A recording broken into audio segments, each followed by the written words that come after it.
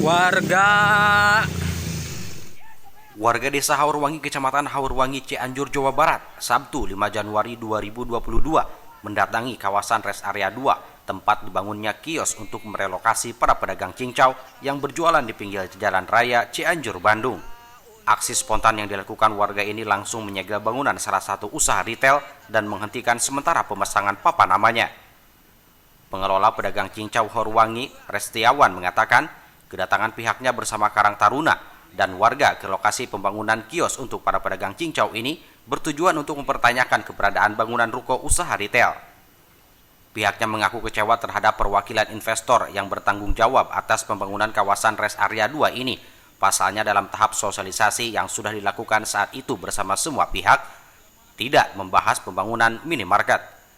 Selain itu, Restiawan juga mempertanyakan terkait bangunan kios untuk para pedagang cincau yang semula dijanjikan 40 kios, namun yang dibangun hanya 20 lebih kios dan tidak mencukupi untuk merelokasi semua pedagang cincau.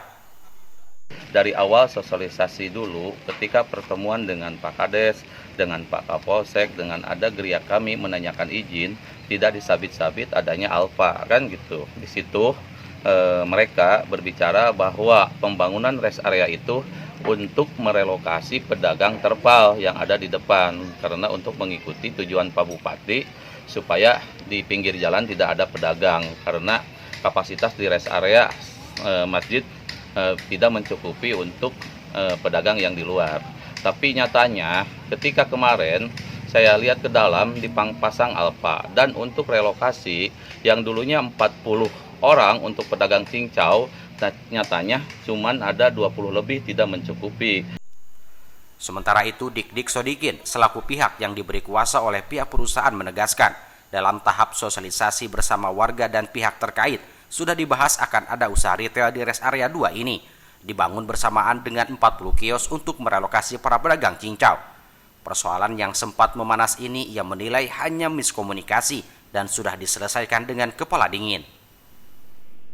Itu mungkin miskomunikasi masyarakat terkait sosialisasi pertama, karena kita menempuh izin terus terang satu retail dan 40 kedai makanan untuk warga sekitar. Nah, konteks retail di sini kan kita nggak tahu yang kontraknya itu apakah Alfamart, Indomaret atau apa, sehingga itu mungkin yang dipermasalahkan oleh masyarakat ketika munculnya pelang Alfamart lah. Di awal pun kami sudah melakukan sosialisasi kepada masyarakat, termasuk 40 pedagang yang akan direkrut masuk ke dalam itu, bukan hanya sekedar difasilitasi bangunan. Terkait kontrak 1 tahun itu kami yang memikirkan supaya mereka selama 1 tahun tidak membayar dahulu. Bahkan perlu diketahui ketika mereka menolak pun kami difasilitasi oleh Pak Kapolsek Bojong Picung langsung, dan mereka welcome, dan akhirnya terjadi deal, komitmen dan sebagainya, itu tidak ada permasalahan. Dik menambahkan, pihaknya memberi perhatian khusus kepada para pedagang cincau yang direlokasi. Tidak hanya memberi fasilitas bangunan kios, pihaknya juga akan memberi kelonggaran untuk 1 tahun pertama para pedagang cincau tidak perlu membayar kontrak.